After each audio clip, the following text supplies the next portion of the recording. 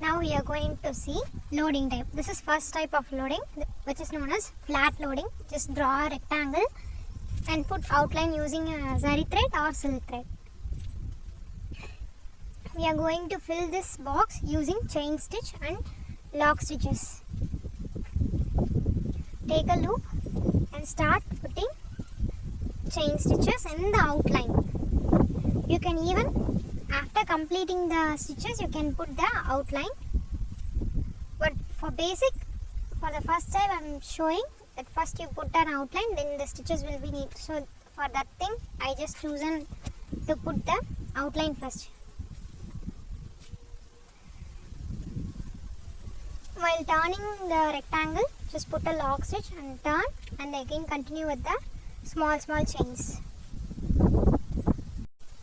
This loading type will be used in neck design and sleeve design. Mostly we use padded loading, that is another one stitch, and this will also be used 50% we will use flat loading, another 50% we will use padded loading.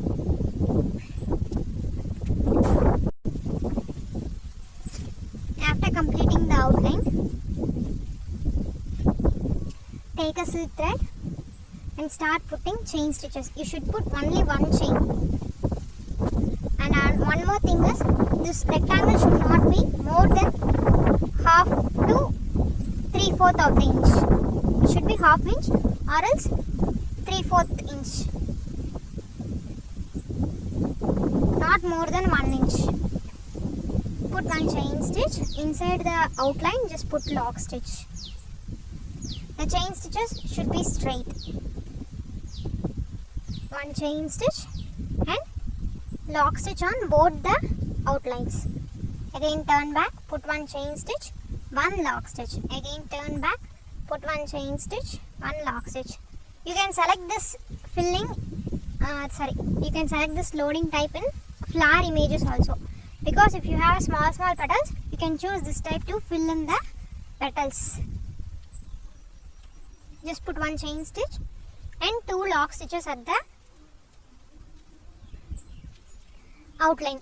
You can load sugar beet, kaddana and jardosi in loading types. In both flat and padded loading. You can give outline using round beads, half beads, sugar beads, kaddana, jardosi, etc. Even you can use chamki also for giving outline.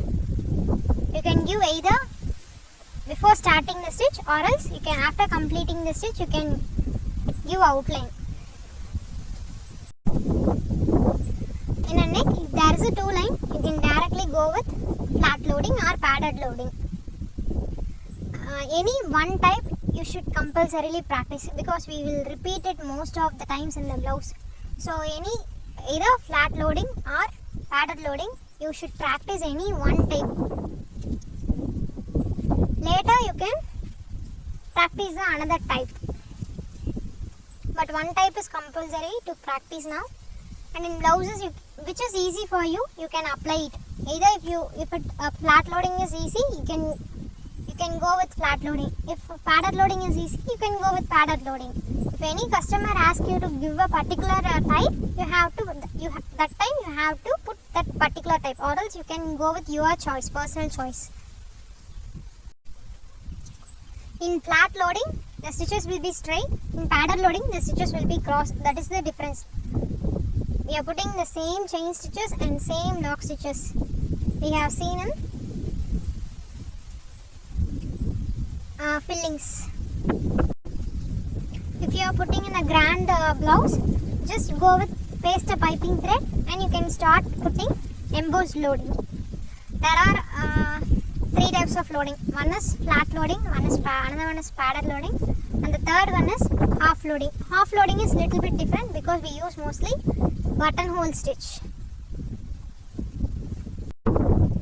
So if you need an embossed, that is, if you need a little bit bulge work in the loading type, you can paste either piping thread, or else you go with if in beads, you can go with beads, jardosi, etc.